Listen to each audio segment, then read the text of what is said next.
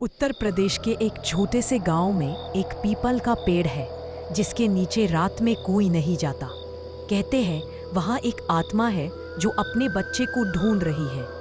जब शहर से एक युवा रिपोर्टर नेहा गांव आती है तो वो इस रहस्य को उजागर करने की ठान लेती है, लेकिन उसे नहीं पता कि वो किस डरावने सच के करीब जा रही है।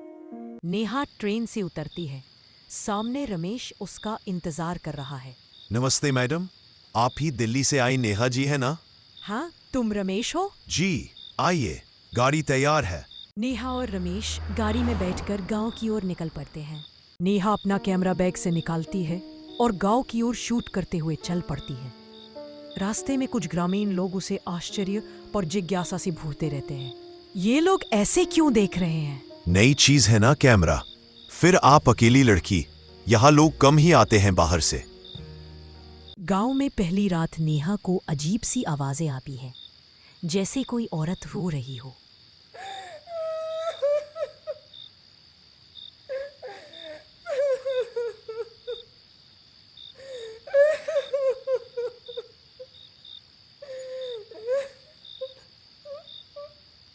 ये रोने की आवाज कहाँ से आ रही है? वो बाहर निकलती है। रमेश उसे रोकता है। रुकिए, बाहर मत जाइए इस वक्त। क्यों? कौन रो रहा है बाहर? वो पीपल के पेड़ के पास से आती है ये आवाजें। मालती वहां होती है रात में। कौन मालती? एक औरत थी, 15 साल पहले की बात है। उसका नाम मालती था। बहुत सुंदर, शांत और सबकी मदद करने वाली। उसका पति सेना में था और जब वो गया तो मालती गर्भवती थी। वो अकेली रहती थी, लेकिन पूरा गांव उसका ध्यान रखता था। फिर क्या हुआ? एक रात गांव में अचानक आग लग गई।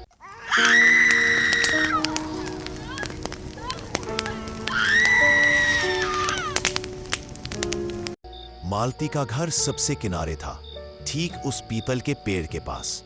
लोगों ने बताया कि वह अपने नवजात बच्चे के साथ बाहर निकल आई थी, लेकिन जब आग बुझी, ना मालती मिली ना उसका बच्चा। मगर उसका शव मिला था? नहीं, कुछ नहीं मिला।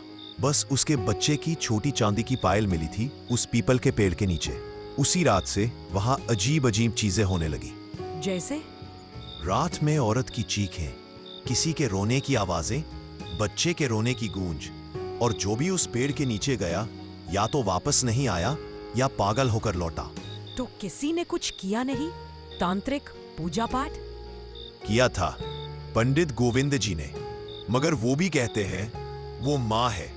माँ की आत्मा अधूरी है, उसका दर्द पूजा से नहीं मिटेगा। अगले दिन नेहा पंडित गोविंद से मिलने जाती है। वो गांव के बाहर एक पुराने मंदिर में रहते हैं। तुम्हारी आंखों में सवाल है और आत्मा में जिद, लेकिन बेटी, हर रहस्य का जवाब जानना जरूरी नहीं।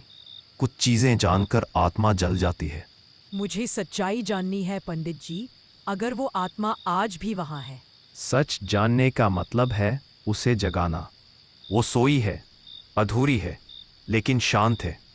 अगर तुमने उसे जगा दिया तो उसका रोना पूरा गांव सुन लेगा। वो किसी को नहीं छोड़ेगी। अगर वह दर्द में है तो उसे मुक्ति मिलनी चाहिए।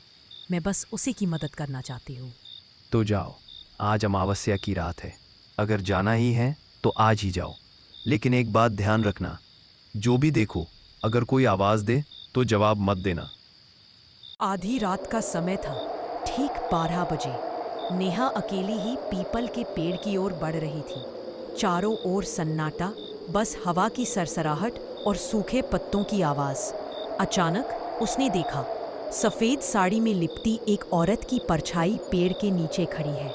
उसका चेहरा झुका हुआ, बाल बिखरे हुए, और फिर वो धीमे से बोली, मेरा बच्चा? तूने देखा मेरा बच्चा? नहीं, मैंने नहीं देखा। नेहा डरकर जवाब दे बैठती है और आत्मा उसे अपने वश में कर लेती है।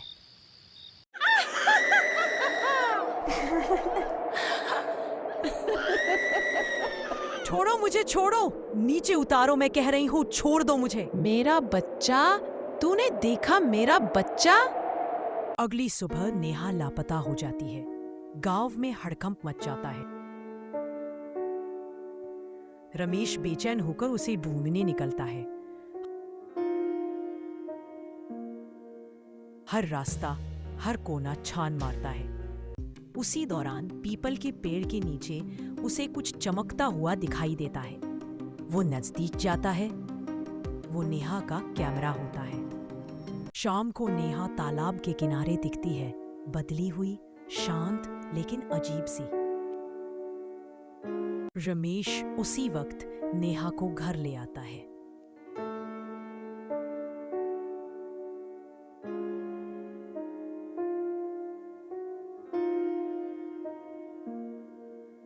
पंडित गोविंद कहते हैं, वो अब नेहा नहीं है, वो मालती है। रात को वो सब पीपल के नीचे जाते हैं। पंडित और रमेश मालती के पुराने घर में खुदाई करवाते हैं। वहां से बच्चे की हड्डियां और पायल मिलती है। आत्मा जोर से चीखती है और सफेद रोशनी नेहा के शरीर से बाहर निकलती है। वो अब मुक्त हो जाती है। नेहा बेहोश होती है। नेहा को होश आता है। वो कहती है, मैंने सब महसूस किया, जैसे मैं ही मालती थी। उसका दर्द, उसका बच्चा, सब कुछ। आत्माएं बदला नहीं चाहती, बस न्याय और मुक्ति चाहती है। गांव में अब लोग अमावस्या की रात दीप जलाते हैं, एक मां की आत्मा को सम्मान देने के लिए।